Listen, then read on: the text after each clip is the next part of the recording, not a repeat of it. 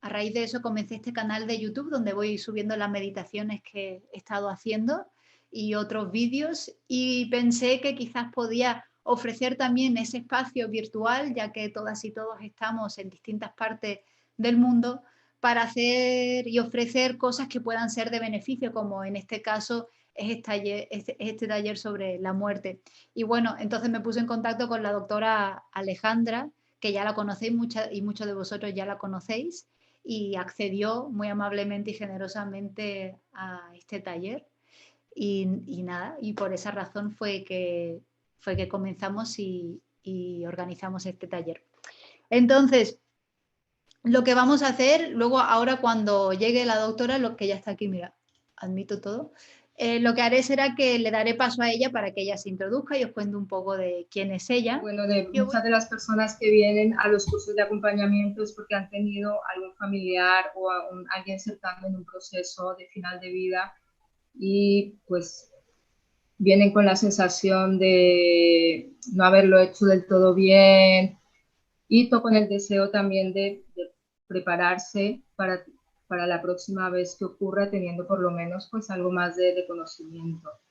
Y la muerte pues también es una característica de los seres humanos, que tenemos no solo esa cualidad de la vida, sino que estamos todos pues irrevocablemente destinados a morir. Por lo tanto, es un tema que debe interesar a todos. Yo lo que voy a compartir con vosotros pues es mi experiencia profesional y la visión budista también, cartografiado todo ese itinerario y todos los cambios que ocurren a nivel físico, psíquico y emocional. Y eso a mí me ha ampliado mucho la mirada y la comprensión de la muerte. Por otro lado, el budismo tiene tres aspectos. Podemos decir que hay tres aspectos. El budismo como religión, y eso es algo individual, es una elección personal. Pero también hay un aspecto de la filosofía y la psicología budista, y esto es universal. Tiene que ver con los valores éticos y la psicología budista, con cómo funciona nuestra mente y nuestras emociones. Y esto es universal. Por lo tanto, pues puede ser útil para cualquier persona, aunque no sea practicante budista. El tema del taller de hoy es cómo prepararse para la muerte. Entonces, la reflexión es si yo quiero estar preparado para algo, eso implica que quiero hacer bien ese algo para lo que me quiero preparar. Y por lo tanto, para hacer bien ese algo, eso implica primero conocer, tener conocimiento. Entonces, y nuestro tema es la muerte. Entonces, por tanto, conocer la muerte. ¿Qué es la muerte? ¿Qué nos ocurre en general a los seres humanos cuando estamos en esta situación de final de vida? ¿Qué ocurre a nivel no solo físico, también emocional, espiritual? Porque como veréis durante los talleres, como veremos, cuando estamos en la etapa final del proceso de morir, hay dos dinámicas que ocurren simultáneamente y que dependen la una de la otra. Una de las dinámicas es a nivel físico y son todos los cambios que son naturales y normales por los cuales el cuerpo deja de funcionar. Esto en el plano físico. El proceso de introspección, la dinámica a nivel espiritual, hay un proceso de introspección, la persona se hace como más íntima consigo misma. Del bienestar espiritual os hablaré cuando hablemos en el taller sobre espiritualidad, en cómo la dimensión espiritual es muy importante en el proceso de la muerte, cómo se manifiesta, y veremos lo que es el sufrimiento espiritual y el bienestar espiritual. Entonces, este proceso de final de vida es más fácil, más fluido, como decía antes, cuando hay un bienestar espiritual. Y esto implica pues, que puedes cerrar el ciclo de tu vida con una paz, con una cierta sensación de paz, al haber pues cumplido tu misión en la vida, por haber vivido con coherencia, con tus valores, por haber solucionado asuntos a veces de carácter práctico y porque finalmente tienes el permiso de tus seres queridos para poder morir. Y esta es la manera natural en que el espíritu de la persona pues, se prepara para cambiar de existencia de esta a otro tipo de existencia que no sabemos ni dónde ni qué será. Y las actitudes más adecuadas, tanto por parte de la persona que está muriendo, como por el entorno, por las personas que acompañan, pues son aquellas actitudes que fomentan precisamente ese desapego y permiten la transición. Entonces, os hablaba de la importancia del conocimiento. Primero, por supuesto, lo primero y un requisito básico es el conocimiento de uno mismo. Entonces, ¿qué es para mí la muerte? Para mí en esos momentos. ¿Qué necesidades? Porque la muerte, por un lado, la muerte es un hecho único que ocurre a una persona única en un momento determinado. La muerte es algo complejo y profundo. Complejo porque hay muchas formas de morir, así como hay muchas formas de vivir. Y es profundo porque afecta a lo más hondo de la persona. Pero también es verdad que hay unos aspectos comunes que compartimos los seres humanos y que tienen que ver precisamente con esa dimensión espiritual. Y eso hablaremos cuando os hables en el taller sobre espiritualidad, lo que es la atención espiritual al final de la vida y cómo se manifiesta la espiritualidad desde un punto de vista laico. Ahora bien, el conocimiento es importante, pero no es suficiente, porque el conocimiento está aquí, pero para que ese conocimiento sea útil y eficaz, requiere de algo más, requiere de habilidades y actitudes. La actitud es muy importante y esto se cultiva, se entrena, como quien va al gimnasio, ¿no? Entonces, a mí me parece importante que conozcáis de qué morimos las personas y cómo morimos las personas en España. Por eso, otro tema de los talleres, os hablaré someramente sobre los cuidados paliativos, que son los cuidados paliativos, la atención al final de la vida, porque todo lo que implica una enfermedad crónica, una enfermedad avanzada, porque actualmente, no solo en España, también en el mundo, en los países desarrollados, el 60-70% de las personas morimos de enfermedades crónicas. Estas enfermedades, después de una etapa avanzada que lleva indefectiblemente a la muerte. Solo un 30-40% de las personas mueren de procesos agudos, como son pues suicidios, accidentes, infecciones, infartos, y solo un 1% muere de vejez, de viejitos. O sea que la mayor parte de las personas morimos de enfermedades crónicas. Claro que yo pienso que actualmente esta crisis del COVID, lo que tenemos con el COVID, va a cambiar un poco de esta estadística, ¿sí? Pero muchas de las personas, muchos de los enfermos que mueren por el COVID es una muerte aguda, pero muchos de los que mueren tienen una enfermedad crónica y están o han estado por mucho tiempo o por meses en un proceso de enfermedad crónica. Entonces vamos a tratar durante los talleres pues todos estos aspectos que a mí me parecen importantes de cara a lograr como ese acercamiento a la muerte, ese entendimiento del proceso de la muerte. Sobre todo me interesa que comprendáis cuándo es la muerte del otro. También me interesa, no solo a nivel personal, que esto sirva a nivel personal, sino también mirar la muerte del otro, porque el enfermo es como el gran incomprendido. Entonces iremos de lo individual a lo social. Y lo primero es crear conciencia individual y analizar de qué estamos hablando. Y eso es lo que haremos hoy en este primer taller. Analizar qué es la muerte, quién o qué es eso que muere, ver cómo nos posicionamos ante la muerte, cómo nos acercamos y cómo se puede integrar y cómo podemos prepararnos para este momento vital.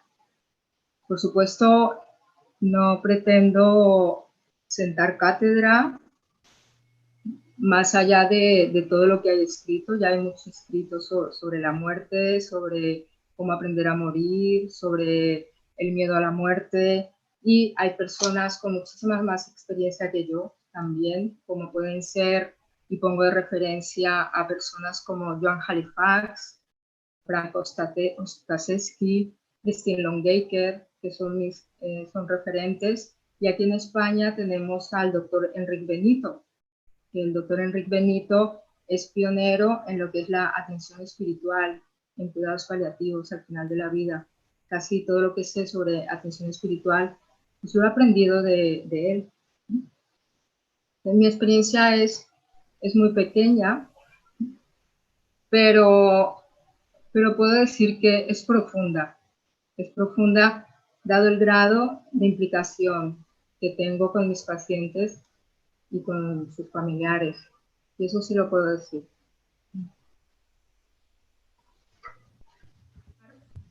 Primero, darnos cuenta de que hablar de la muerte es hablar de la vida.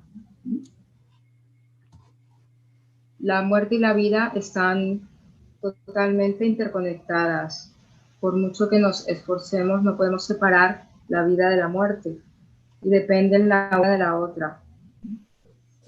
Hay una historia de un maestro zen y el estudiante que le pregunta: maestro, ¿cómo debo prepararme para la muerte? Y el maestro le dice: prepárate a ti mismo para la vida. ¿Y cómo me preparo para la vida? Pues preparándote para la muerte. Nuestra vida es un recorrido que empieza con el nacimiento y termina con la muerte. Y una vez que empieza, no hay marcha atrás.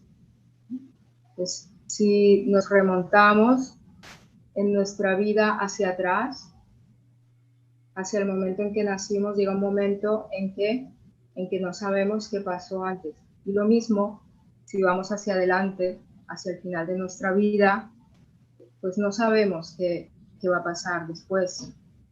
Ahora todos estamos en este momento de nuestra vida en un punto intermedio entre nuestro nacimiento y nuestra muerte. Y los que estamos aquí, claro, interesados, dado el tema del taller, en acercarse a la muerte, acercarnos a la muerte. Y una de las bases es darnos cuenta precisamente de esa interacción, de esa conexión profunda entre la vida y la muerte. Porque por lo general no somos conscientes de estar vivos. Pasamos por la vida como si nos perteneciera, como si fuera eterna. Aquí hay una metáfora que escuché en unas enseñanzas a un maestro, al Lama Tulku Lobsang.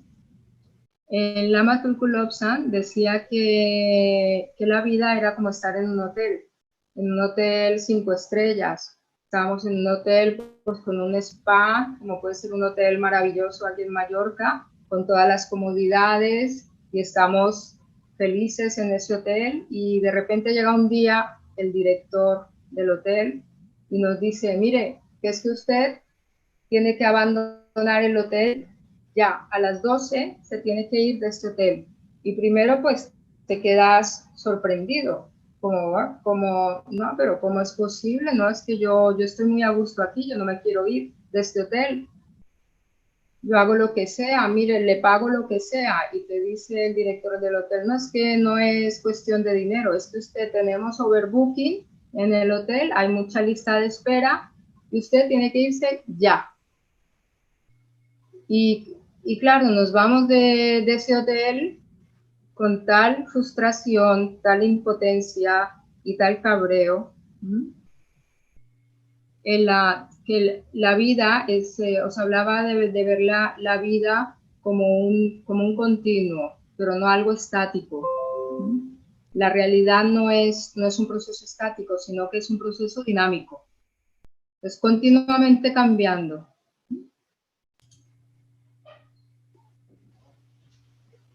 Y esto hace que lo que en un momento es, en otro momento no sea.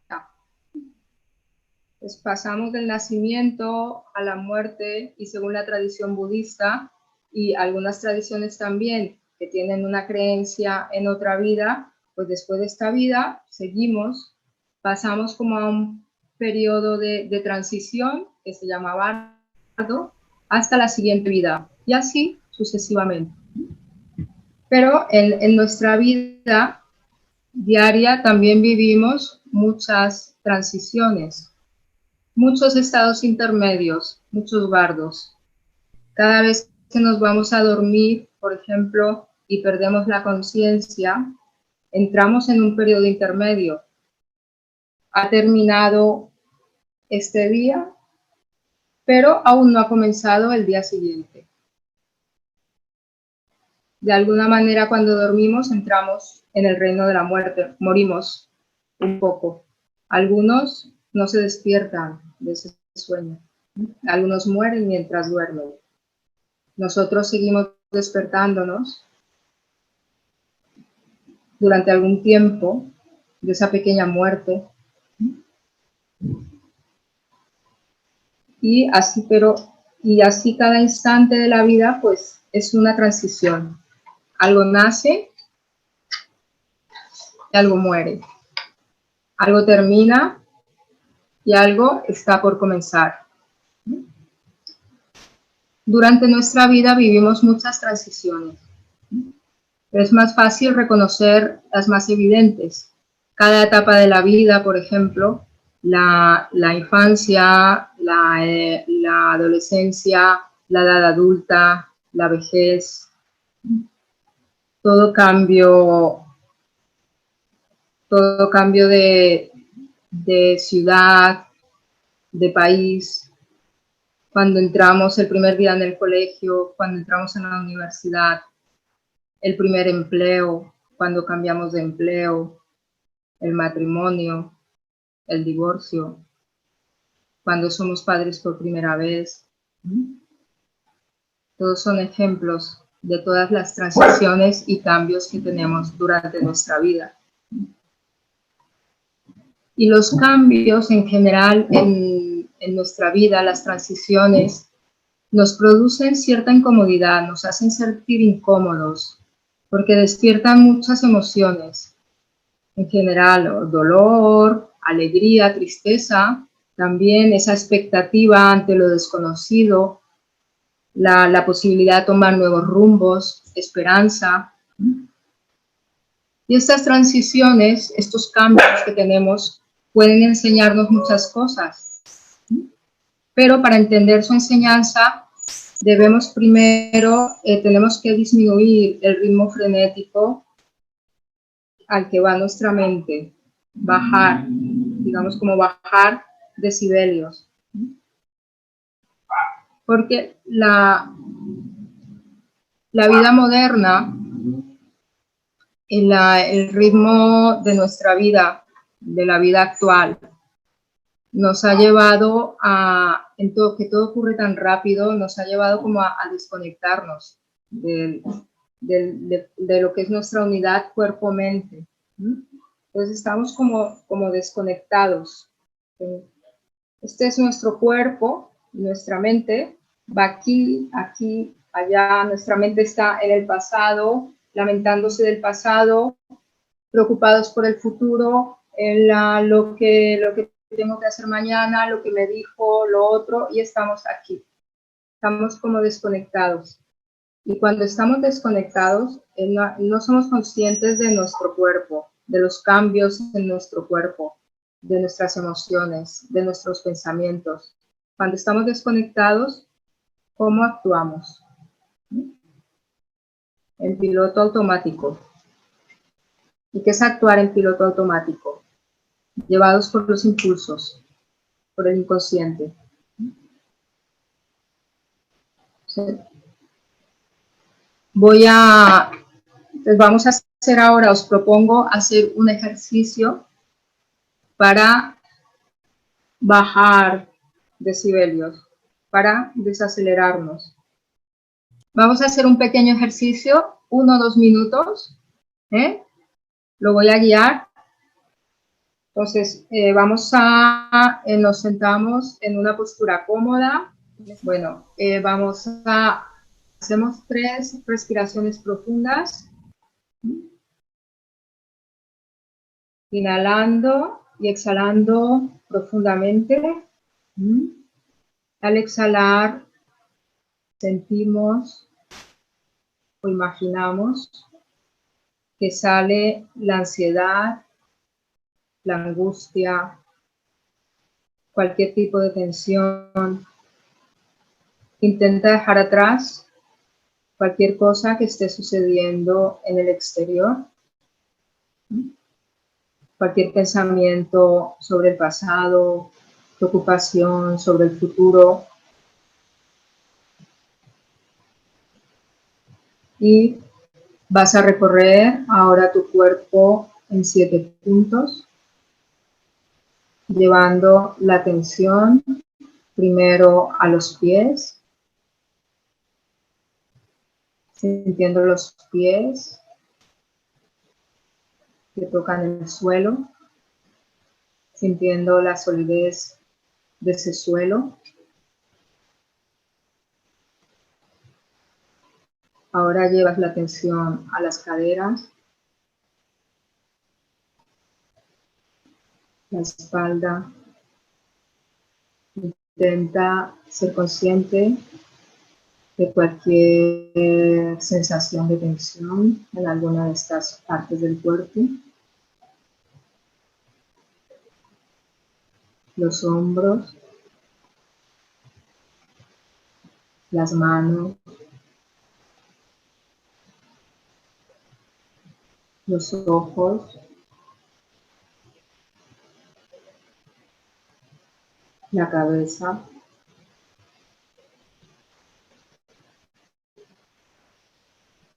Siente cómo te sientes cuando prestas atención a cada una de estas partes de tu cuerpo.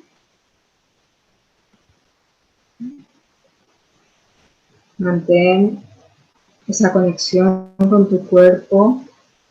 Chequea si estás en una postura cómoda y siéntete libre de acomodar, de cambiar la postura.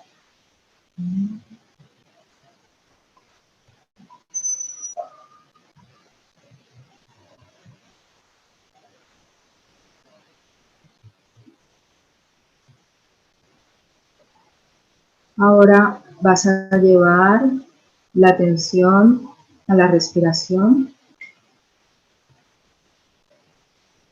y vamos a contar cada respiración al inhalar y al exhalar. Inhalas y cuentas 1, exhalas y cuentas 2. Inhalas y cuentas 2, exhalas y cuentas 3. Inhalas y cuentas 3, exhalas y cuentas 4. Inhalas y cuentas 4, exhalas y cuentas 5. Respira profundamente. Ahora inhalas y cuentas 5, exhalas y cuentas 4. Inhalas y cuentas 4, exhalas y cuentas 3. Inhalas y cuentas 3. Exhalas y cuentas 2. Inhalas y cuentas 2. Exhalas y cuentas 1.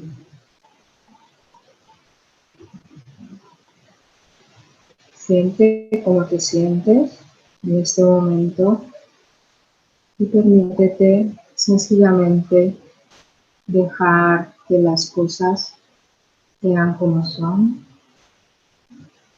mientras tú permaneces calmadamente, atenta a tu respiración.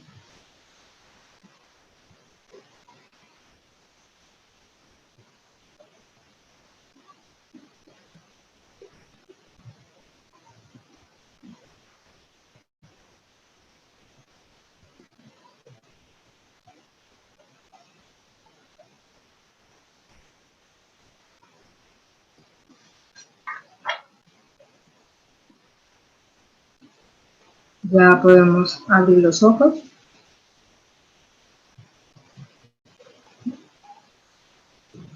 Y seguimos. Entonces, este ejercicio tan sencillo ayuda a desarrollar atención y concentración.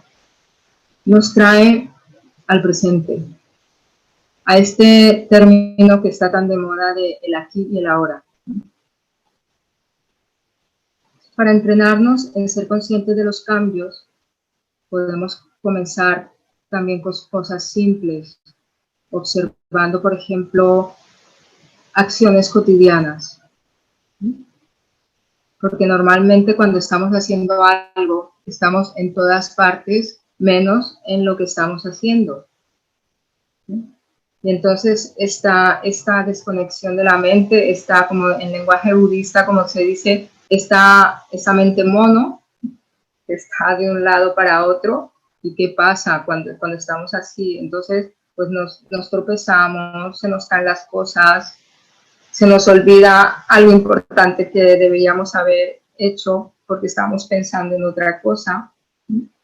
Entonces esto de estar atento, de ser consciente, también observando la respiración y también siendo consciente de los actos que hacemos diariamente, acciones sencillas, como por ejemplo caminar,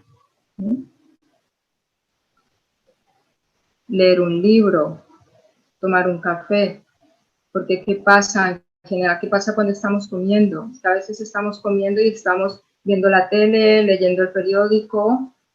¿Y qué pasa cuando comemos? De repente, nos sentamos frente a un plato lleno y de repente está vacío. ¿Qué pasó? Entre medias. No nos dimos cuenta de la transición.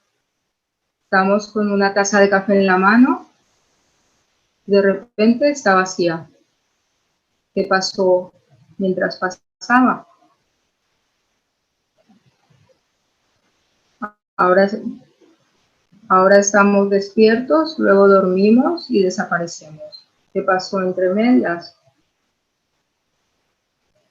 Antes estábamos vivos y ahora estamos muertos. ¿Qué pasó? No estábamos mientras pasaba. Pues gran parte de los obstáculos que nos encontramos cuando vamos a morir es porque nos hemos negado a morir aquellas pequeñas muertes que tenemos durante nuestra vida. Todas las pérdidas que sufrimos durante nuestra vida, las transformaciones, los cambios de lugar, los cambios de pensamiento, de actitud. Porque la muerte no es solo la muerte biológica, es nuestra vida cotidiana, está hecha de pequeñas muertes. Y si somos incapaces de relacionarnos con esas pérdidas, con esas muertes que vamos teniendo durante nuestra vida, ¿cómo vamos a poder relacionarnos con esa gran muerte que implica la pérdida de nuestro cuerpo físico? En general, los cambios cuesta mucho aceptarlos, los cambios en nuestra vida, preferimos evitar el dolor de los cambios, preferimos tener una vida bien definida, con unos límites que nosotros mismos ponemos. Incluso a veces preferimos estancarnos en situaciones realmente dolorosas antes de enfrentarnos a lo desconocido, a no saber qué va a pasar. Y realmente lo que da bienestar no es el aferrar, sino el soltar. Y este es otro elemento importante para prepararse para la muerte. Saber soltar. Y hasta aquí llevamos al menos tres elementos. Entonces, ¿alguien sabría decirme cuáles son estos tres elementos? Hemos visto tres elementos para prepararnos para la muerte. Tres elementos importantes. ¿Cuáles son? Conocimiento, 1. Actitud. Actitud, soltar, dice Surran. Transición, soltar y aceptación, dice Alejandra. Saber soltar. Aceptación, pequeñas muertes cotidianas, Miguel Gómez Tejedor, Belén, presencia, aceptación, soltar. Está bien. Marta, conocimiento, habilidades y actitud, rendición, dice Luz, aceptar los cambios, dice Miguel. Aceptar. Melissa dice saber bajar, conectarse en el momento presente y soltar. Hay uno importante que no habéis dicho, lo primero de lo que hablé, es importantísimo. Luego voy a desarrollar más esa idea. Hablan sobre el desapego, las pérdidas, aprender a vivir. Es un proceso, aprender a vivir implica muchas cosas. Conectar con la vida. Falta uno. Establecer conexión profunda entre la vida y la muerte, habilidades. Ahí. Ser consciente de la interrelación entre la vida y la muerte es entender la interconexión y la impermanencia es el primero. Entender la profunda interconexión entre la vida y la muerte y la impermanencia. Luego, ser consciente, estar en el momento presente, conciencia. Es muy importante, luego veremos por qué y desarrollaré esta idea, el ser consciente y el aprender a ser consciente durante nuestra vida. Es una de las actitudes a cultivar, importantísima cuando estamos en proceso de muerte, y veremos por qué, por todos los cambios que hay y que ocurren en el cuerpo, también a nivel energético. Entonces hay que saber tener como una presencia y una calma mental, porque el proceso de la muerte es una crisis. Hay una crisis, podemos decir que es una crisis física, hay muchos cambios en el cuerpo que nos producen muchísima incomodidad y hay que estar preparados. Y una manera es a través de ser consciente de la calma, de practicar, de tener ese hábito con este pequeño ejercicio, por ejemplo, que hicimos ahora, porque esto te ayuda a tener calma mental dentro de a veces de la tormenta. Y el saber soltar. Claro, el saber soltar es parte de la aceptación, eso es muy importante. Esto se trabaja, son actitudes, es parte de las actitudes que se cultivan y que hay que trabajar. No ocurre así espontáneamente. Es importante trabajarlas, cultivarlas. Pues, todo encuentro con la muerte nos confronta con esa necesidad de tenerlo todo controlado, todo atado, y la impermanencia, el cambio. Vivimos esforzándonos pues por perpetuar ese pequeño mundo que construimos, nuestra identidad, nuestro estilo de vida, y cuando estamos absolutamente convencidos de haber creado algo sólido, entonces llegan la impermanencia y la muerte a desbaratárnoslo todo. Pero cuando ocurre algo que mueve nuestro mundo, cuando estamos incluso en la peor de las situaciones imaginables, aún en esos casos existe la posibilidad de liberarnos de la rigidez y abrirnos como algo más amplio. Siempre existe una opción: seguir aferrándonos a ese mundo diminuto que se derrumba, o soltarlo y abrir el horizonte. Y la muerte es una gran maestra. La muerte nos ofrece esa oportunidad de conectar con la amplitud de la mente. Pero si no nos hemos familiarizado, si no nos hemos acostumbrado a percibirla, a conectar con ella, pues esa amplitud aparece como una amenaza y la rechazamos.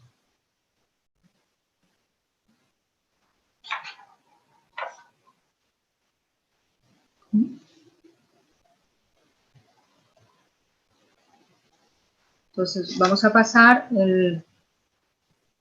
ahora vamos a hacer un ejercicio, hacer un análisis, volvemos a la comprensión para continuar elaborando un poco el miedo a la muerte. Entonces vamos a analizar cómo comprendemos la muerte, desde qué conceptos, ideas, presunciones nos relacionamos con esa realidad que llamamos muerte. Vamos a hacer ahora otro pequeño ejercicio de contemplación, muy cortito. Entonces, vamos a cerrar los ojos y hacer 3 respiraciones profundas.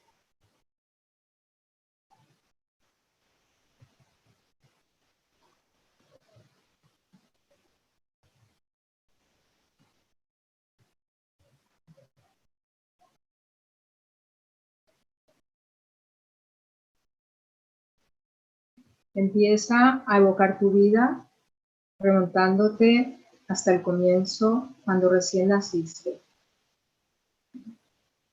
¿Cuándo pasó? ¿Dónde estabas antes? ¿De dónde venías?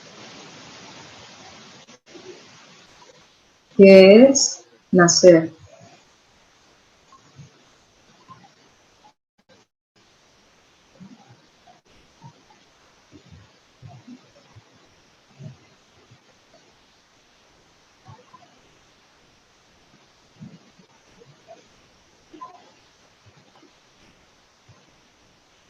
Ahora avanza hasta llegar al término de tu vida, cuando ya no estés aquí.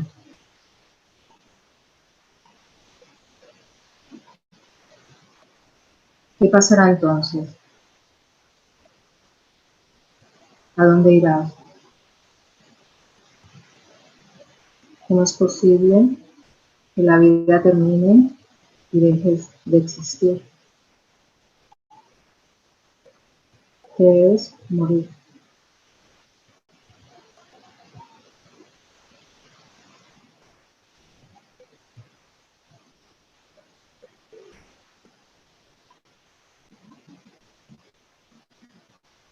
Reflexiona sobre tu vida actual, sobre el intervalo entre la vida y la muerte, que es absolutamente irrepetible. ¿Dónde estás en este momento? ¿Qué es el ahora? ¿Qué es existir?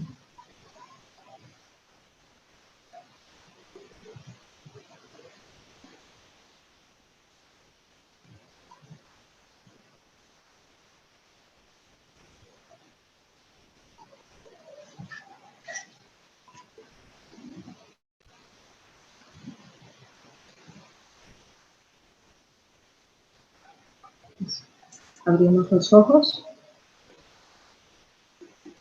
Y volvemos.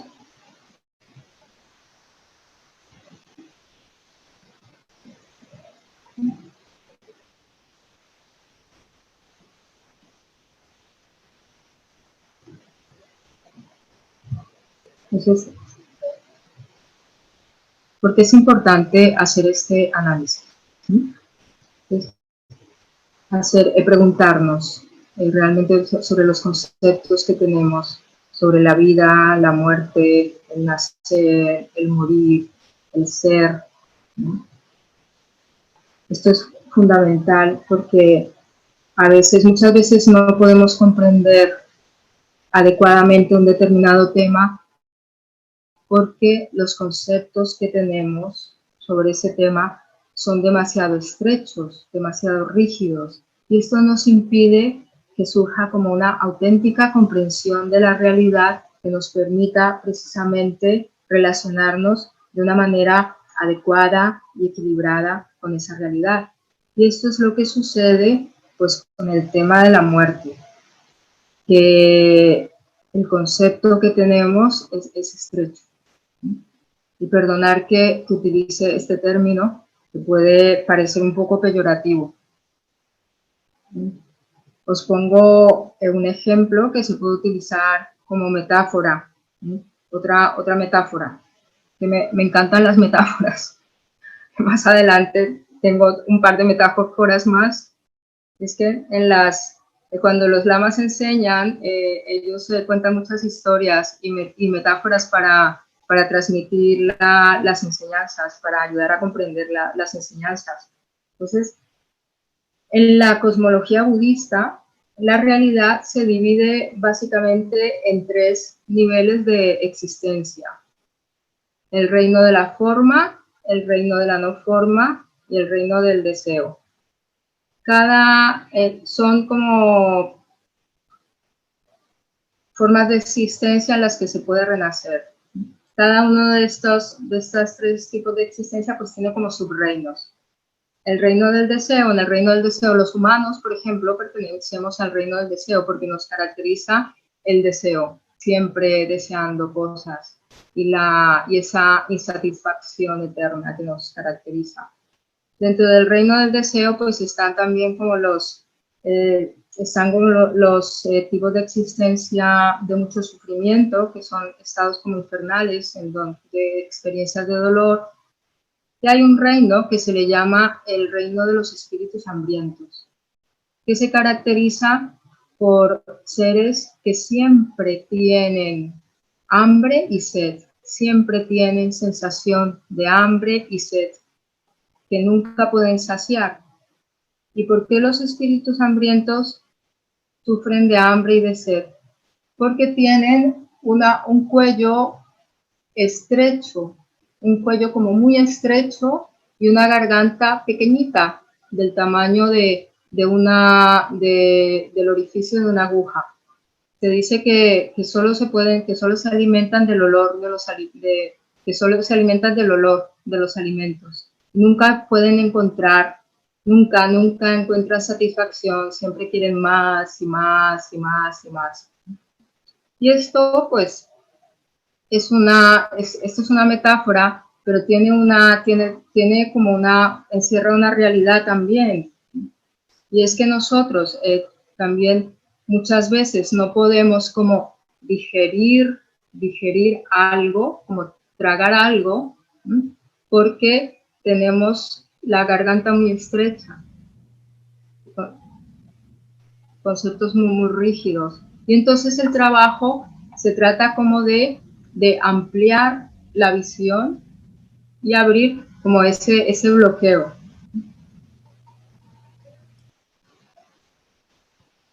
Entonces, a veces los conceptos con los que nos relacionamos con la vida y con la muerte son tan estrechos que nos impiden tener pues esa comprensión amplia, esa comprensión real, nos impide digerir el tema, de manera que podamos acercarnos de una manera más relajada, con menos prejuicios, de una manera más equilibrada a la experiencia de nuestra muerte, no solo de nuestra muerte, sino de todas las pequeñas muertes y pérdidas que vamos sufriendo durante nuestra vida.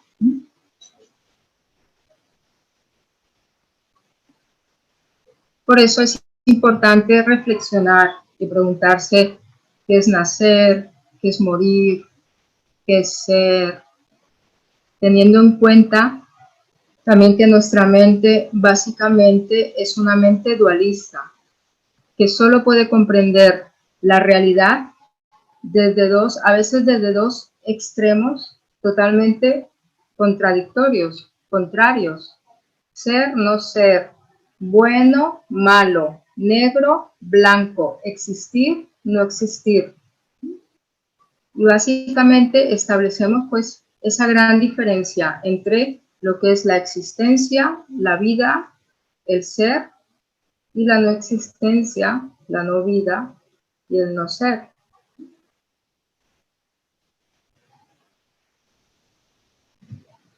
Y hablamos de el nacer como el punto en el que algo entra en la existencia.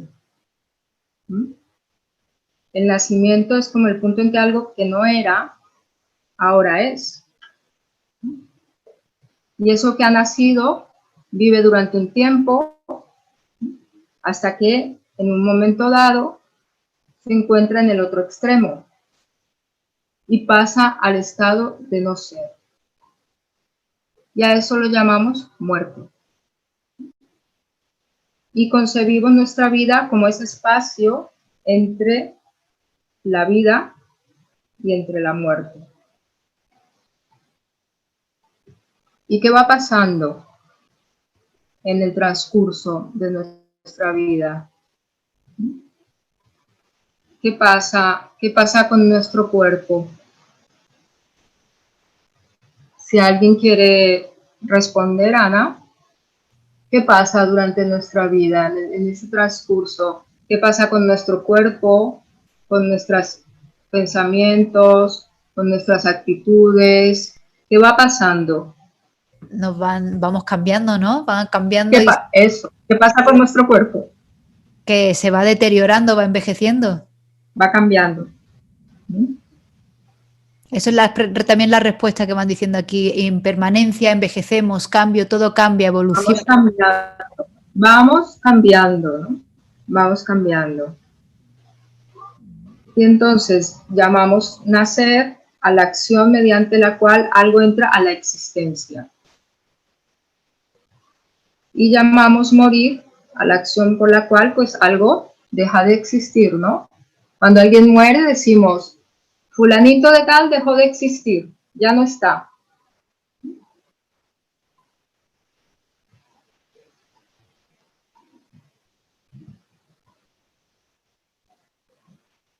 Y el budismo enseña que todos los fenómenos son condicionados, es decir, que surgen debido a causas y condiciones. No tienen existencia independiente, existencia propia por sí mismo, sino que todos los fenómenos están en relación con algo.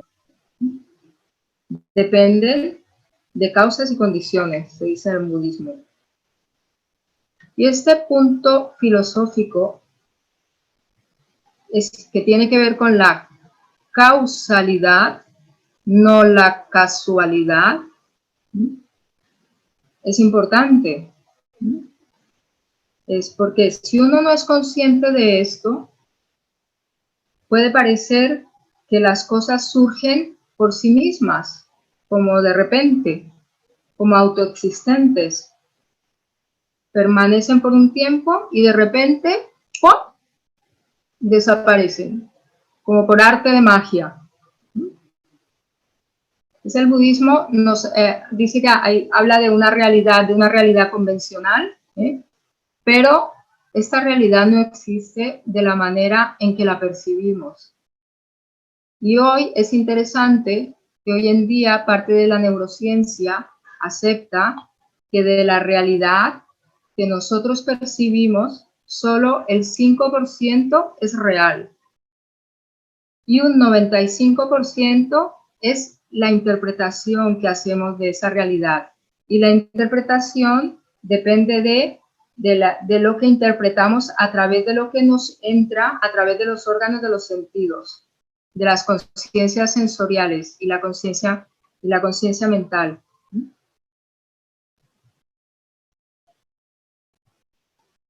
Buda en una enseñanza expresó la manera en que debíamos contemplar, en que se debe contemplar la realidad. Decía en el Sutra del Cortador Vajra, decía como una burbuja, como una sombra, como el rocío, como un relámpago. Así contempla los fenómenos condicionados.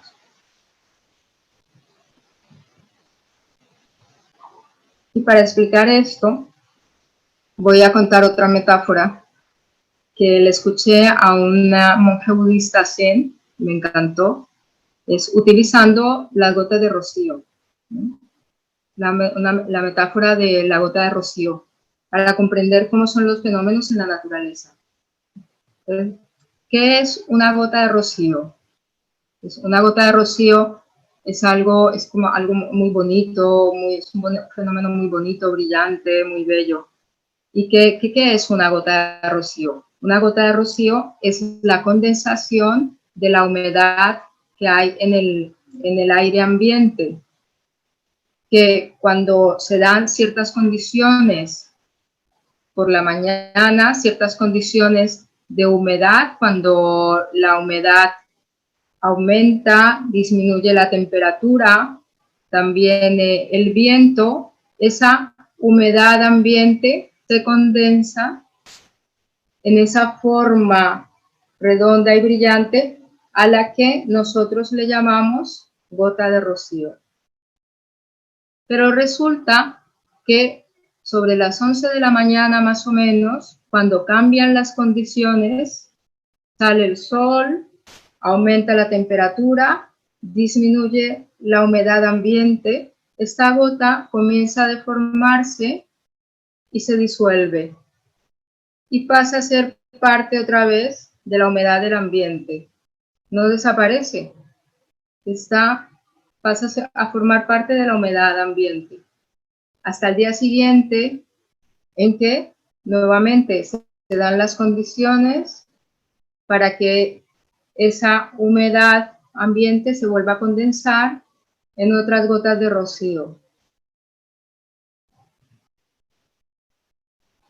que son parte de esa misma gota de rocío del día anterior, pero al mismo tiempo son diferentes.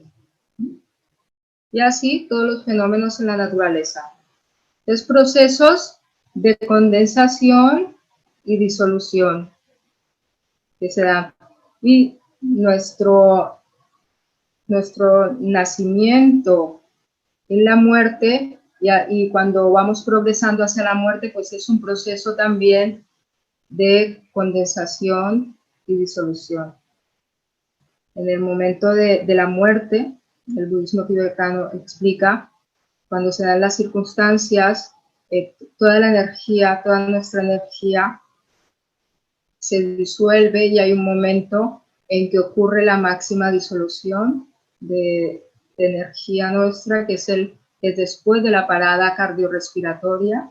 Es el momento de máxima disolución que se llama en el budismo la clara luz, la experiencia de la clara luz, es cuando se manifiesta nuestra conciencia.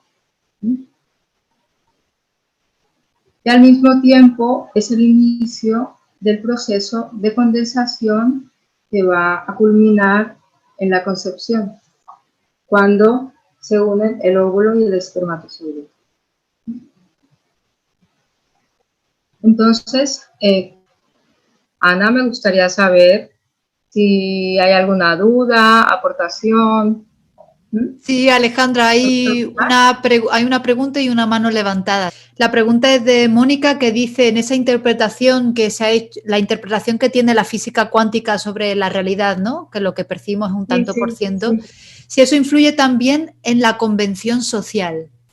a nivel convencional la forma en la que nos relacionamos o las leyes convencionales a través de las cuales nos regimos, supongo, Mónica, ¿no? No tanto en términos budistas, sino, por ejemplo, en nuestra realidad convencional, pues a lo mejor está mal, por ejemplo, y si no, corrígeme, Mónica, está mal, por ejemplo, pegarle a alguien o asesinar a alguien. Entonces tú puedes decir desde la física cuántica, bueno, pero es que eso es solamente tu percepción, porque Ah, ya, hay claro, ya entiendo la pregunta, no, claro.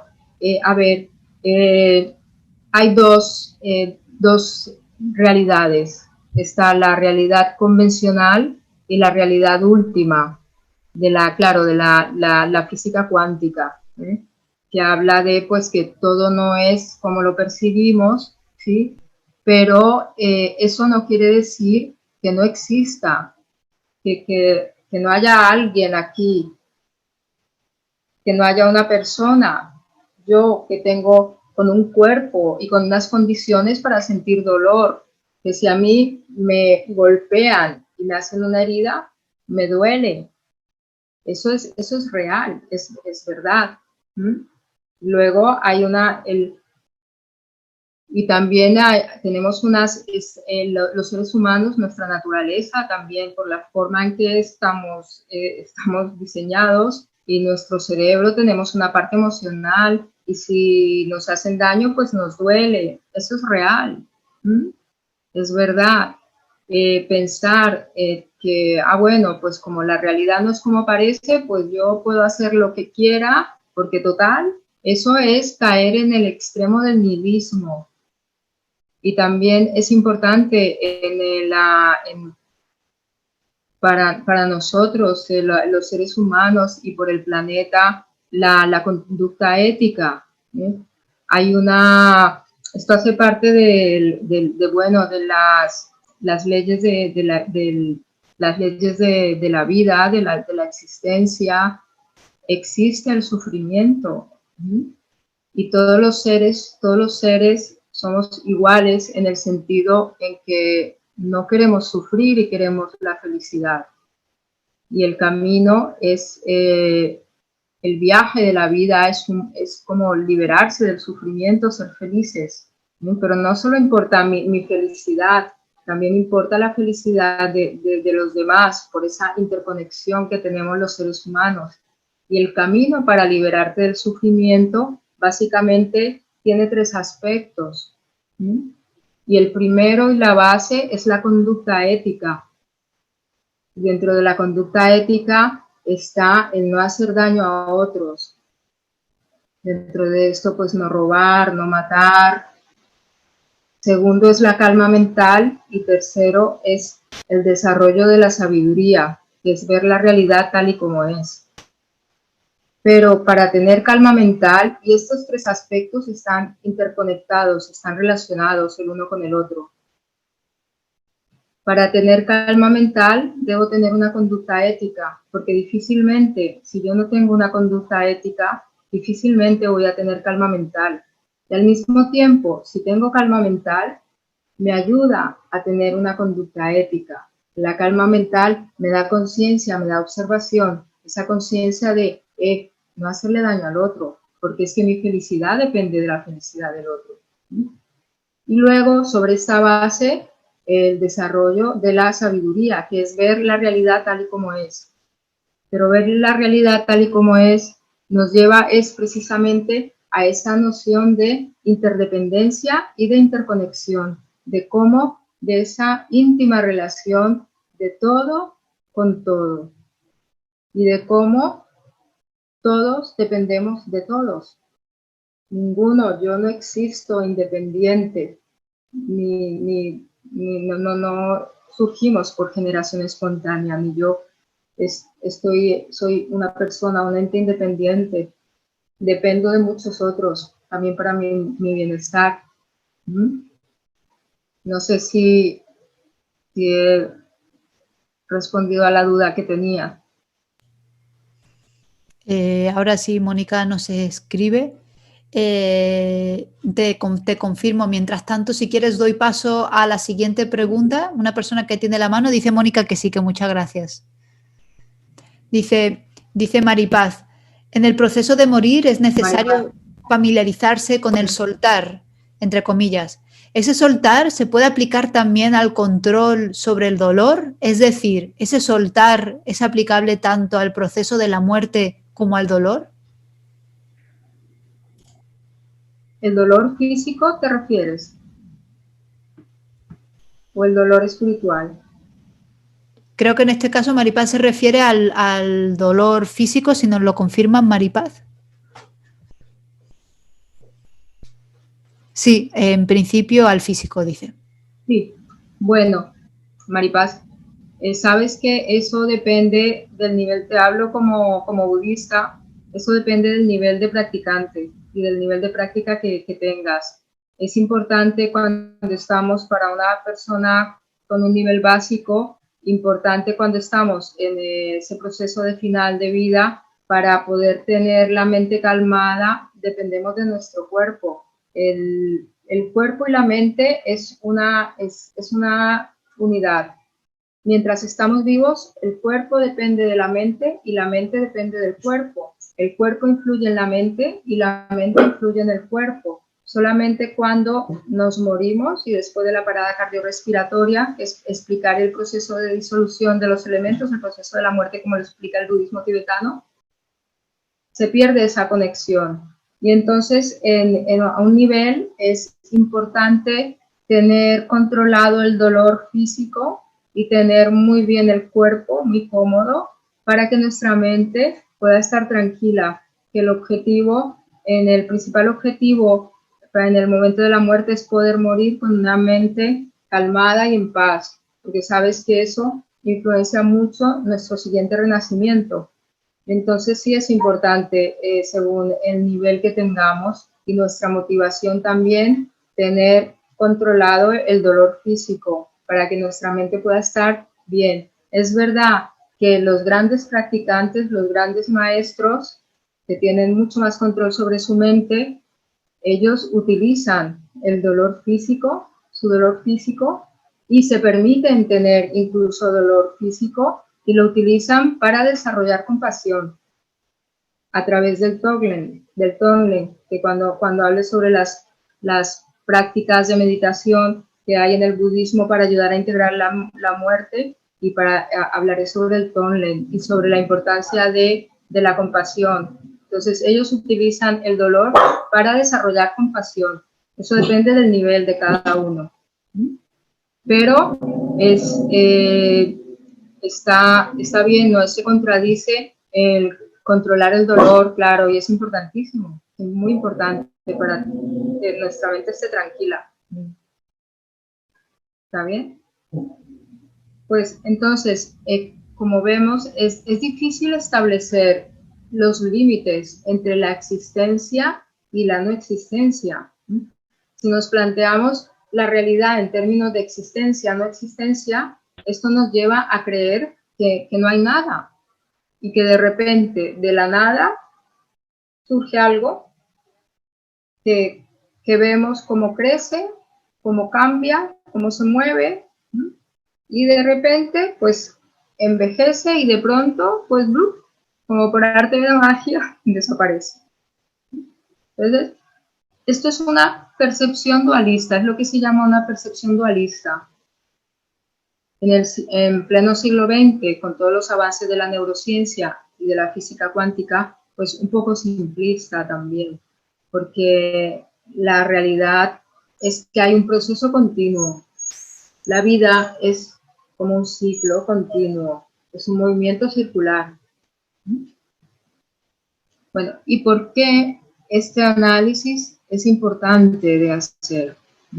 Porque la forma en que vivimos la realidad de nuestro mundo, de nosotros mismos, de la vida, de la muerte, depende de cómo la interpretemos, cómo miramos nuestra vida y nuestra muerte, y nuestros principios filosóficos de la cultura occidental, pues están muy arraigados, está muy arraigado en nuestra memoria transgeneracional, pues están muy condicionados por este pensamiento dualista. No todas las culturas perciben la realidad desde estos extremos del dualismo.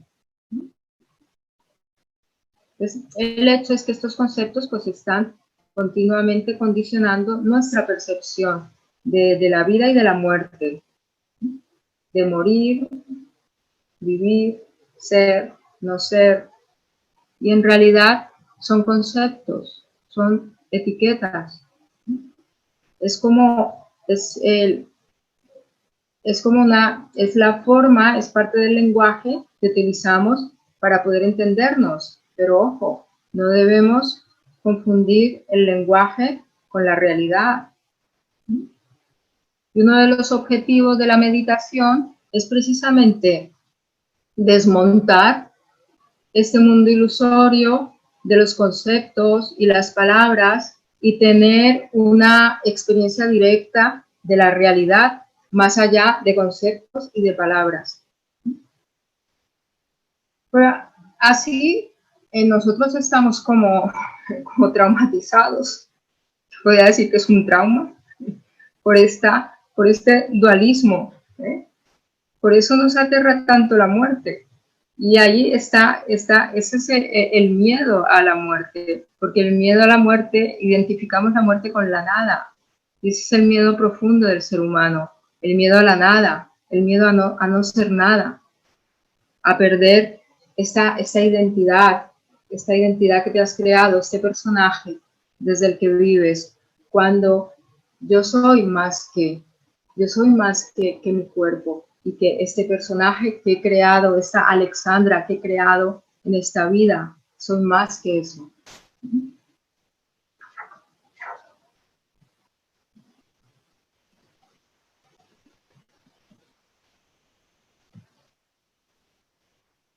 Por eso la muerte nos produce ansiedad y nos aterra, nos produce horror, porque percibimos mediante ideas muy estrechas en las que no cabe la totalidad. Y aquí voy a contar una historia, otra metáfora. Esta es de la tradición católica, es una historia de San Agustín,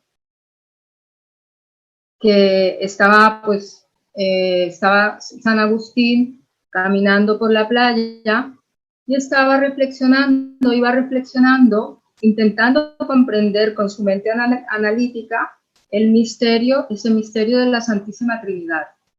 Entonces se preguntaba cómo era posible Padre, Hijo y Espíritu Santo que pudieran conformar un único Dios. Y él iba pues cavilando con esas cavilaciones y encontró un niño que había hecho un orificio en la arena y estaba metiendo agua de mar en el orificio, en el hueco que había hecho en la arena. Y el niño iba a la orilla de la playa, cogía agua en una concha y la ponía y rellenaba el orificio. Y así iba y venía.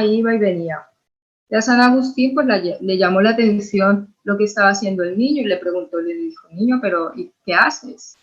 Y el niño le contesta, estoy intentando meter todo el océano en este hoyo que he hecho.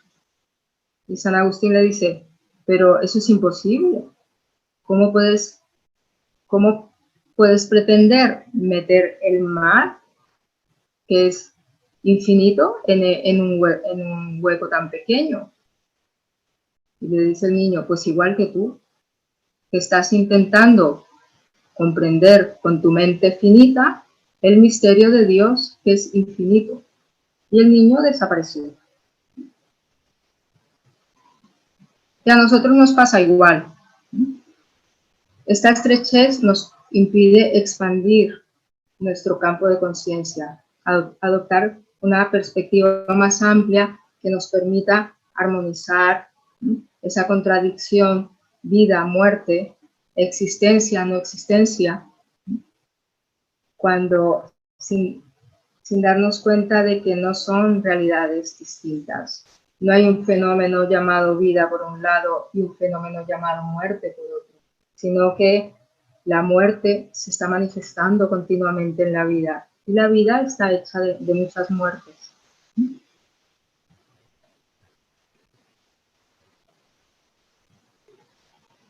Pues vamos ahora a reflexionar, vamos a hacer una reflexión ahora sobre nuestra actitud ante la muerte.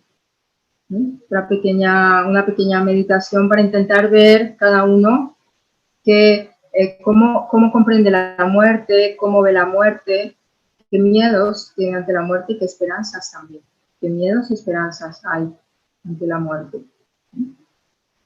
Entonces, cerramos los ojos otra vez.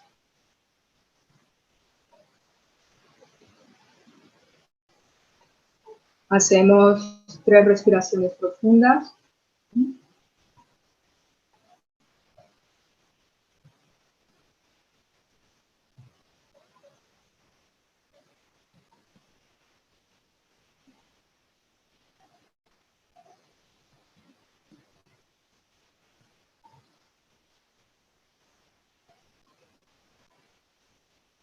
Y ahora, con total sinceridad, piensa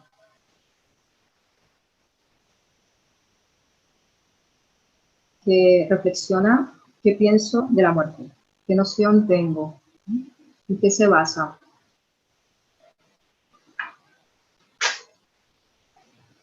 Tal vez la muerte para mí es el fin y descanso absolutos, la desaparición total de la conciencia, el vacío absoluto que me hace no pensar en ella. Y entonces la ignoro.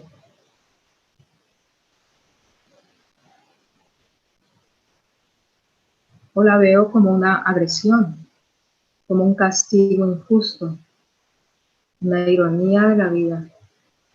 Y pienso, ¿por qué tienen que morir seres inocentes? Es ilógico, absurdo. Me irrita que la vida sea así. Entonces me rebelaré. Lucharé hasta el final. No me rendiré nunca. Aunque la situación sea insostenible. Total, la tecnología médica ofrece muchas posibilidades hoy en día.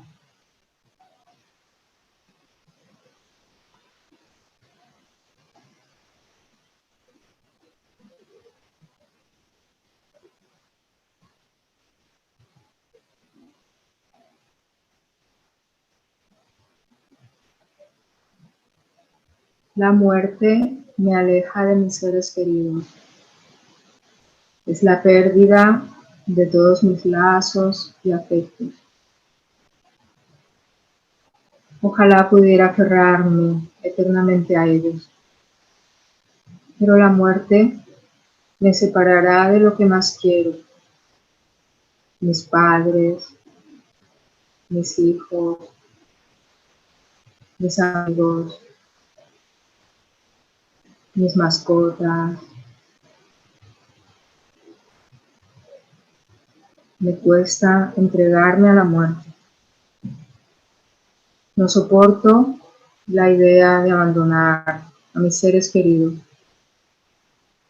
Temo quedarme sola o solo.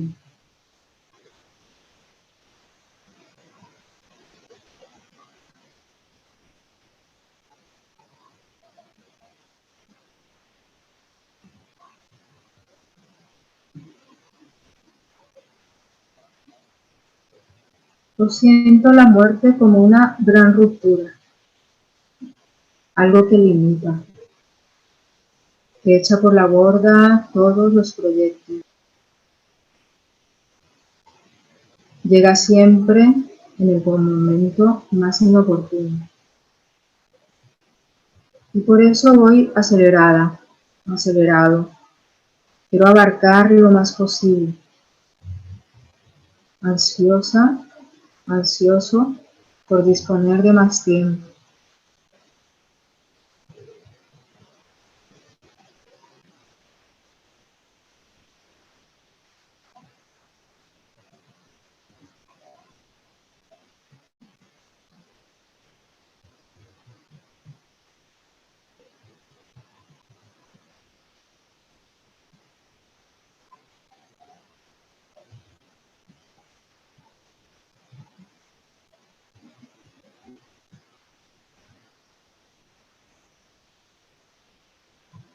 A continuación, trata de analizar tus esperanzas. ¿Qué esperanzas tengo respecto a la muerte? Tengo la esperanza de que una vez muerta, por fin voy a entender el sentido de la vida. Las piezas del rompecabezas se acomodarán perfectamente. Y entenderé el gran misterio de la vida y del amor.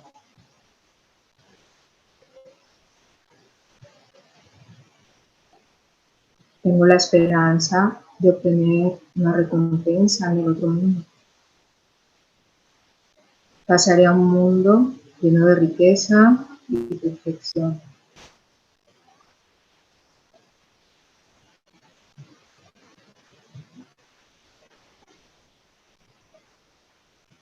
Tengo la esperanza de reencontrarme con mis seres queridos. Aunque ahora me sienta sola o solo, cuando muera, volveré a rodearme de mis viejos amigos.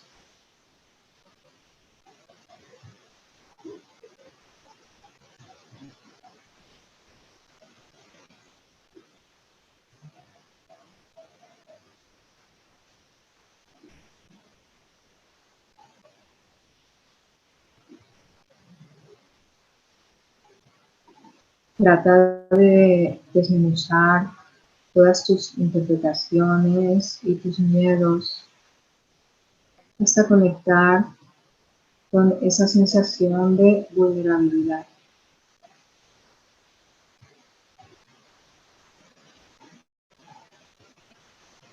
Y trata de prolongar, de conectar en esta sensación, de no ocultarla, de interpretarla y tratar de cambiarla. Simplemente obsérvala.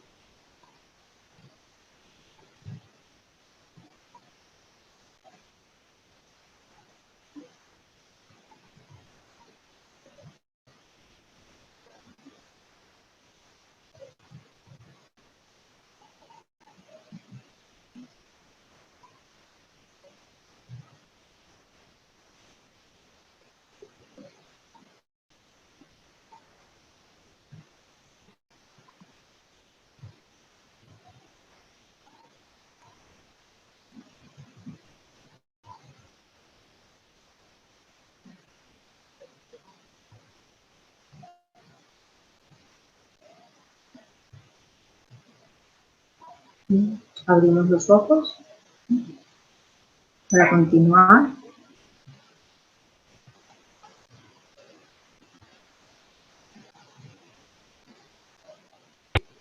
Y entonces, para resumir y continuar, entonces, ¿cómo podemos prepararnos para la muerte? Entonces, una forma, ya vimos que es cultivando la atención, observando nuestro estado mental ahora, abriéndonos por completo y de todo corazón a nuestra vida totalmente, incluso con todos sus giros y sus cambios más sutiles. Y en lugar de fantasear con las cosas maravillosas que haremos cuando se nos presente la muerte cara a cara, el momento de empezar a prepararnos para la muerte es ahora mismo. Ahora que estamos bien, cuando nuestra mente tiene la fuerza y la capacidad, porque la muerte puede llegar en cualquier momento y no sabemos cuándo va a ser ese momento.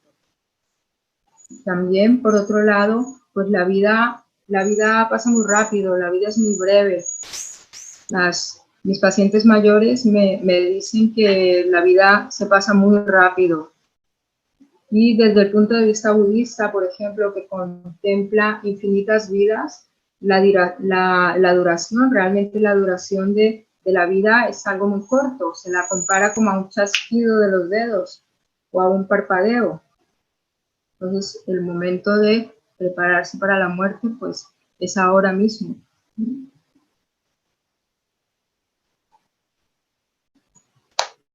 Vamos a continuar. Ahora, quiero compartir con vosotros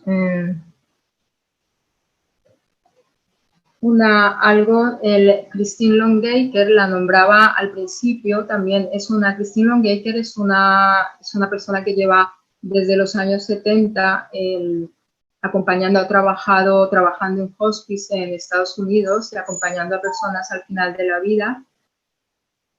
Y ella comenzó porque tuvo su vocación, cuando tenía 23 años, en los años 70, su marido murió de una leucemia y ella quedó con 2 niños pequeños. Y pues a raíz de ese proceso pues fue que comenzó y decidió dedicarse a acompañar a enfermos al final de la vida. Tiene varios libros, un libro muy bonito que se llama Para morir en paz. Christine Longacre nos propone en este libro las 4 tareas para la vida y la muerte. Y una es comprender y transformar el sufrimiento. Me voy a detener en esto, sobre todo hablar del sufrimiento, porque lo otro, conectar, la conexión, sanar las relaciones, prepararse espiritualmente para la muerte, encontrar sentido a la vida, tienen que ver con la dimensión espiritual, con la atención espiritual. Y de eso os hablaré en el taller sobre espiritualidad. Les quiero detenerme ahora a hablar de sufrimiento, porque esto lleva también lleva a hablar de compasión. Me gustaría luego hablar un poco también sobre la compasión. Entonces, cuando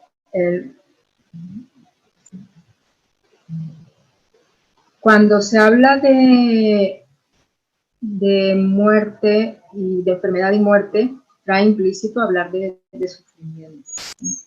Y aquí en la Christine Longacre, en esta que propone de comprender y transformar el sufrimiento, tiene que ver con un proceso de sanación que debe realizarse durante nuestra vida. Es un proceso de sanación que implica entrar en contacto con nuestro dolor y sufrimiento, con el dolor y el sufrimiento de nuestra vida, de nuestros traumas, que es algo que en general nosotros tenemos tendencia a huir del sufrimiento, a evitar el sufrimiento, a no hablar del sufrimiento.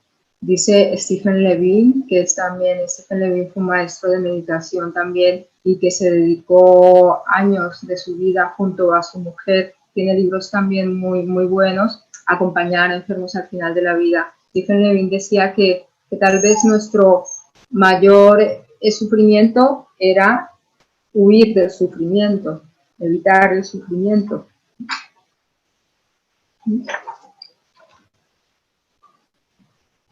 Y esta mirada, esta exploración del dolor y el sufrimiento en nuestra vida, pues debe ser de una manera compasiva, de una manera, tener una bondad amorosa hacia nosotros mismos. Es importante, ahora entro en el tema de la compasión. La compasión es una fuerza muy poderosa. En las enseñanzas budistas se dice, y los lamas, los maestros, te enseñan, cuando se dan enseñanzas sobre la muerte, dicen de la importancia de tener la actitud compasiva en el momento de la muerte, ¿sí? Y de mantener una actitud, no olvidar la compasión en el momento de la muerte, porque la compasión es una fuerza muy poderosa. Su Santidad el Dalai Lama dice que el morir con la mente de la compasión es una mente que se va hasta sí misma. Es una muerte que se va hasta sí misma. Casi que no hay nada más que hacer. Desde doy la definición de lo que es compasión. En el budismo se define la compasión como es el deseo de liberar del sufrimiento a todos los seres, a los seres. Es como cuando tú haces ese trabajo y caes en cuenta de tu sufrimiento, te abre también como al sufrimiento de los demás, a ver el sufrimiento de los demás. Y la compasión implica acción también, moverte, aliviar el sufrimiento de los demás. Y esa es la definición de compasión en el budismo. Pues, hoy en día, parte de la neurociencia ha identificado los mecanismos y circuitos en el cerebro de la compasión y los beneficios que tiene la compasión en la salud. Entonces, hay estudios que demuestran, por ejemplo, que el entrenamiento en compasión en el trabajo disminuye mucho el burnout, los conflictos interpersonales y mejora como la sensación de satisfacción en el trabajo. Hay estudios que demuestran que con tan solo 9 semanas de entrenamiento en compasión mejoran estados de calma, de ansiedad, de fatiga, por ejemplo, de distracción. Y hay estudios también la compasión, hay estudios que muestran y que han medido que la práctica de la compasión aumenta la oxitocina. La oxitocina es la hormona del amor, de la felicidad, y el cortisol. La oxitocina y el cortisol tienen un impacto grandísimo en nuestro sistema inmunitario, nuestro sistema de defensa del organismo. También el ritmo de la vida actual, nuestro ritmo de vida, y también no solo por la rapidez y el estrés con el que se vive, también pues por la forma en que nos alimentamos, lo contaminados que están los alimentos, el medio ambiente, produce mucha inflamación en el organismo. Y la inflamación es el origen de muchas enfermedades, trastornos psíquicos, como la esquizofrenia, depresión, ansiedad, pero también de enfermedades físicas, como enfermedades cardiovasculares, cáncer, diabetes, demencias. Y se ha visto que la compasión pues tiene efectos antiinflamatorios. Hay estudios que demuestran que las personas que practican regularmente la meditación compasiva pues producen menos cantidad de una sustancia que se llama interleuquina 6, que es proinflamatoria. Y uno de los pioneros, uno de los neurocientíficos pioneros en estos estudios sobre la compasión es Richard Davidson, que Richard Davidson él comenzó investigando los sustratos en el cerebro de la emoción y de trastornos como la depresión, la ansiedad. Y cuenta que en 1992 conoció a su santidad el Dalai Lama.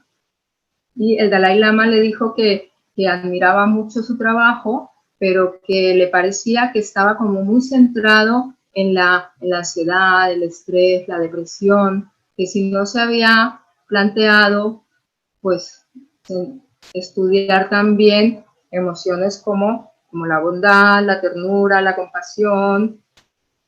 Y Richard Davidson dice que eso pues le cambió la vida y le prometió a su santidad que intentaría en lo posible pues dirigir sus estudios, centrar sus estudios también pues en la amabilidad, en la ternura, en la compasión.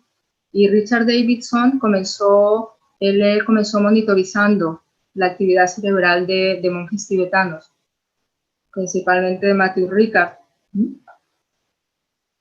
¿Y qué descubrió Richard Davidson con sus investigaciones?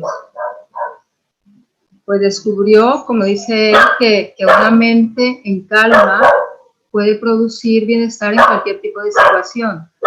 E incluso le sorprendió cómo en los estudios las estructuras cerebrales podían cambiar en tan solo 2 horas. También que hay una diferencia entre lo que es empatía y compasión.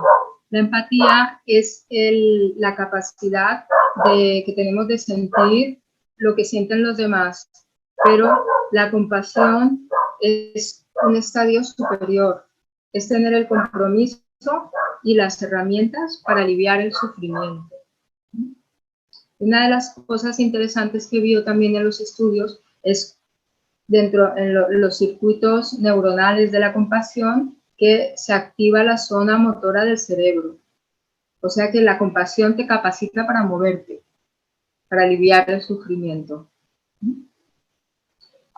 Y basándose también en lo que es la plasticidad cerebral, esa capacidad de modulación que tiene el cerebro, pues la felicidad y la compasión se pueden entrenar y se pueden aprender. Son habilidades como el que aprende a tocar un instrumento. Es algo que tenemos, es innato de los seres humanos. Es algo que tenemos, sino que pues algunas personas tienen ese aspecto más dormido, otros más despierto, pues algo que se puede cultivar. Y en nuestro cerebro han identificado 64 áreas en el cerebro que tienen que ver con la compasión. 64 circuitos neuronales de la compasión.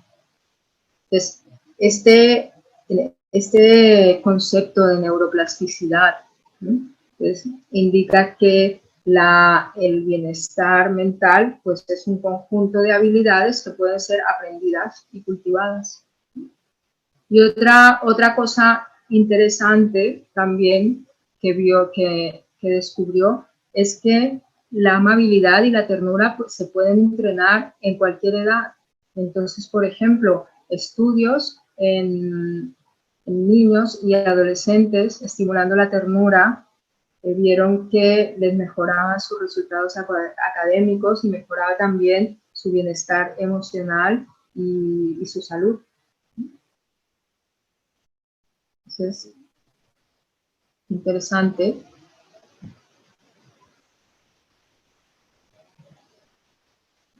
Esto, que dice Richard Davidson, dice la base de un cerebro sano es la bondad y se puede entrenar.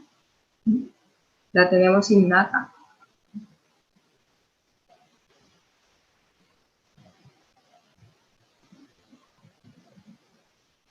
Pues voy ahora paso a hablar sobre el sufrimiento en la muerte. Un poco en el proceso de la muerte hablamos hay un sufrimiento que hace parte de ese proceso. Nosotros los médicos a veces pues tenemos, o muy frecuentemente, tenemos la petición de los familiares, por favor, doctor, doctora, es que no quiero que sufra nada. Eso es una petición un poco difícil, es imposible, porque hay un sufrimiento que hace parte del proceso de la muerte, ese proceso natural. Y ese sufrimiento pues viene de las molestias físicas, en parte, que son parte del proceso, por ese deterioro funcional que producen las enfermedades crónicas, por el cual pues cada vez somos más dependientes de los demás y dependemos de los demás hasta para las necesidades más básicas. Esta gradual dependencia a veces es lo que más hace sufrir a los pacientes, a las personas, como esa dependencia. También cuando entramos en el proceso final de vida, pues sufrimos muchas pérdidas que van siendo paulatinas y que requieren grandes esfuerzos de adaptación por parte de la persona. Así que pues toda la pérdida del rol social, del rol familiar, todos los cambios en el cuerpo. Cada vez que sufres una pérdida tienes que adaptarte y cuando te has adaptado te surge otra. Así que no es que una persona en esta situación pierda una sola cosa o alguien que quiere, es que se está perdiendo todo y a todos al mismo tiempo. Entonces, esta experiencia de pérdida despierta nuestra vulnerabilidad más profunda. Por eso, cualquier emoción que pueda tener una persona en esta situación es perfectamente comprensible, dada pues, toda la ansiedad, la angustia, a veces la impotencia que genera este proceso de la muerte. Y a este sufrimiento inherente que hace parte del proceso, que a veces podemos aliviar, pero a veces no se puede aliviar del todo, y entonces lo importante ahí es acompañamos el sufrimiento. Eso hace, acompañamos con nuestra presencia, hay unas actitudes también importantes a la hora de acompañar. Eso hace parte del tema de acompañamiento al final de la vida. Entonces, a este sufrimiento muchas veces pues hay un sufrimiento sobreañadido. Y ese sufrimiento sobreañadido viene de nuestras actitudes y reacciones, tanto de la persona que está muriendo como del entorno. A veces viene de no permitirse o no tener la oportunidad de poder comunicar pues todas nuestras emociones, nuestras necesidades, nuestros deseos. También ese sufrimiento viene también a veces del aferramiento de la familia, que se niega a dejar partir a su ser querido. Muchas veces es más difícil aceptar, para la familia, aceptar que la persona pues, se tiene que morir que el propio enfermo, y muchas veces lo acepta ya. Primero lo acepta el paciente que la propia familia, la familia de personas. Entonces esto añade el sufrimiento al sufrimiento que ya hace parte del proceso de la muerte.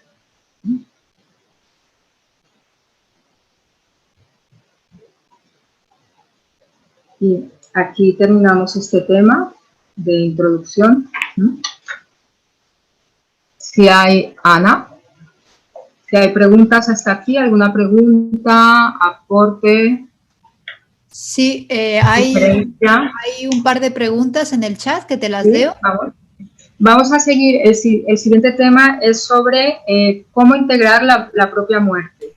Pues vamos a hacer algunos ejercicios, os diré algunos ejercicios, y luego os digo cómo también es muy, muy útil cómo el budismo ayuda a integrar la muerte. Las meditaciones que hay, técnicas. Pues antes de pasar a este tema, que es con el que ya terminamos hoy, pues preguntas. Súper. Si ya no hay más presentación, si quieres puedes dejar de compartirnos la pantalla y así te vemos en pantalla completa. Mientras te voy leyendo la podemos aquí parar, luego la presentación. Sí, cuando ¿cómo dejo de compartir? ¿Vale? Sí, perfecto. Te leo la primera pregunta de Bambú, que dice: desde el enfoque de las neurociencias se necesita un cuerpo, o sea, el cerebro, del que emana la mente. Y pregunta, ¿desde el punto de vista budista es el contrario? ¿Es la conciencia la que genera la materia y el cuerpo? Ya.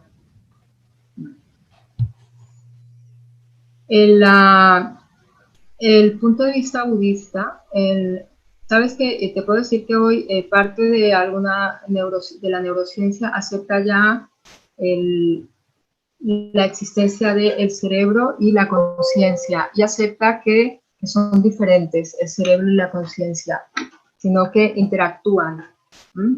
Lo que pasa es que, a ver, es diferente. Es diferente. Los seres vivos estamos conformados por materia y conciencia.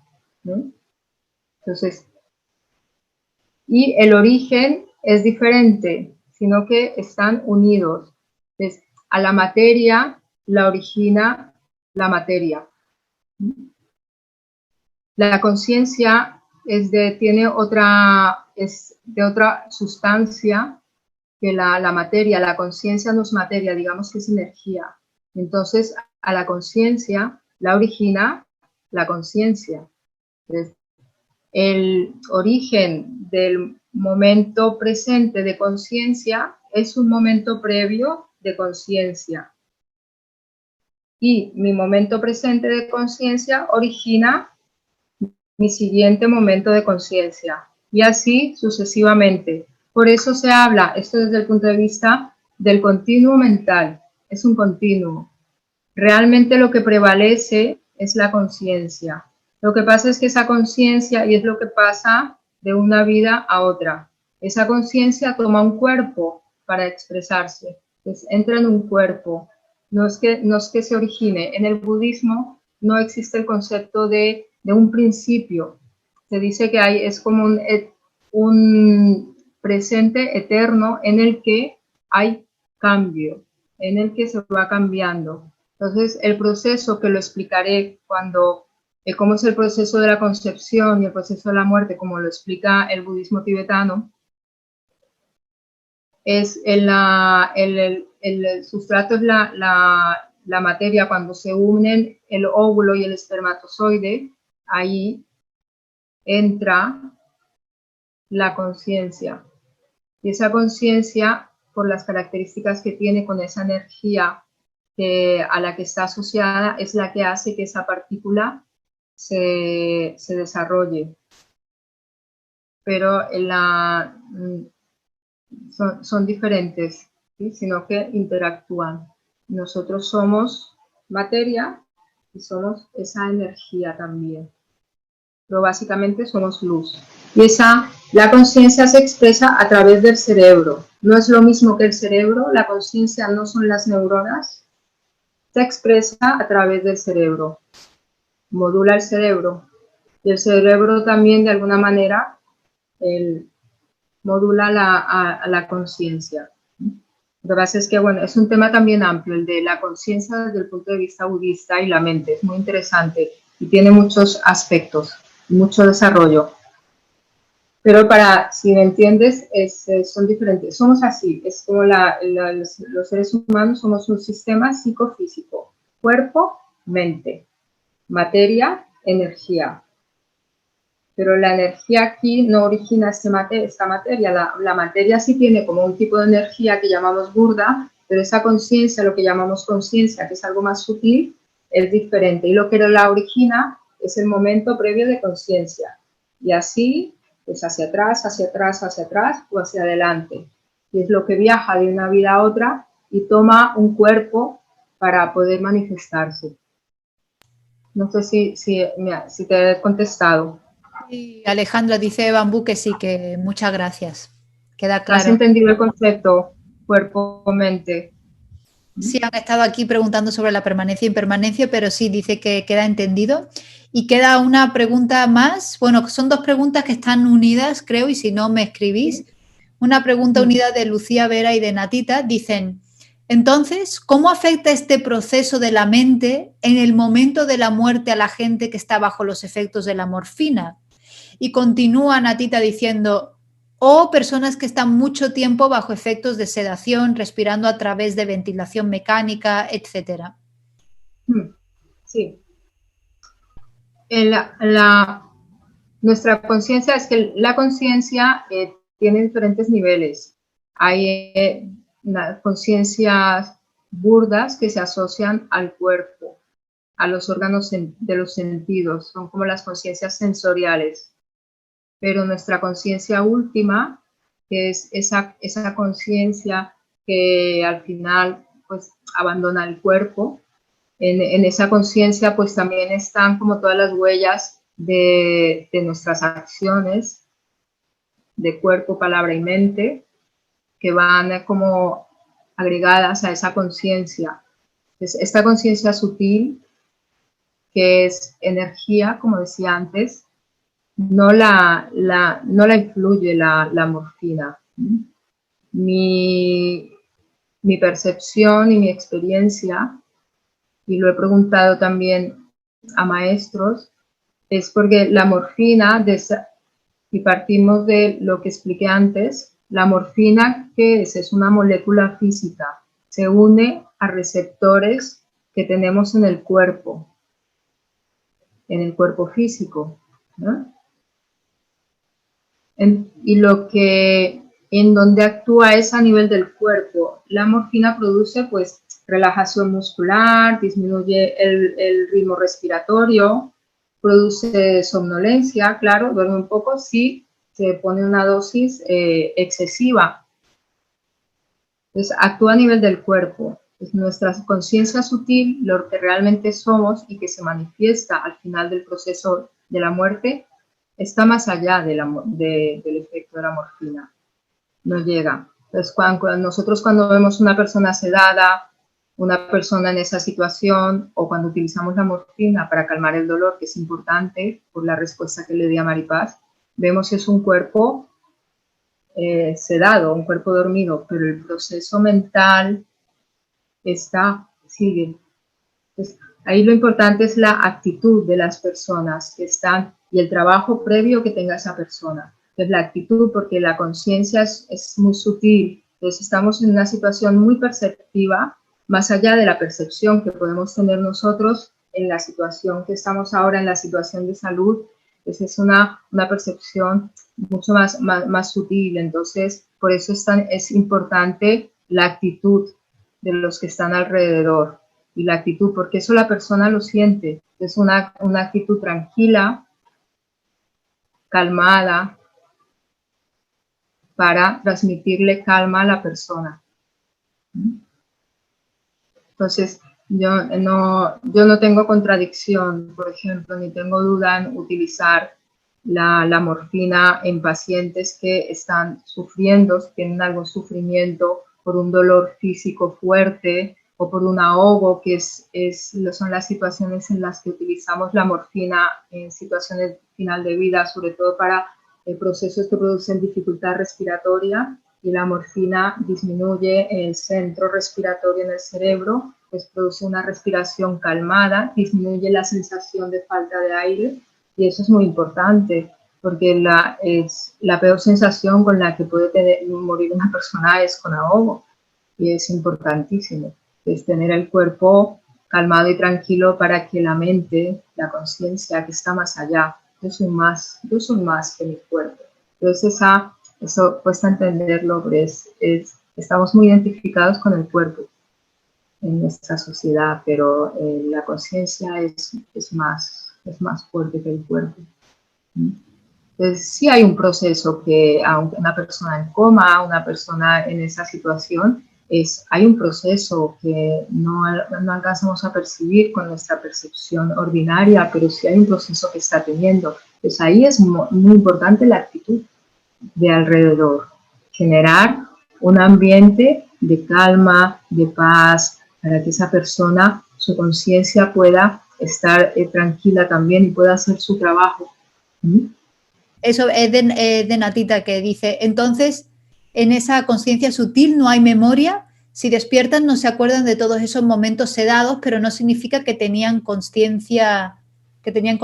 No sé si hay tiempo para responder. Y luego me dice, el proceso mental que habla solo termina cuando se para el corazón, el proceso mental.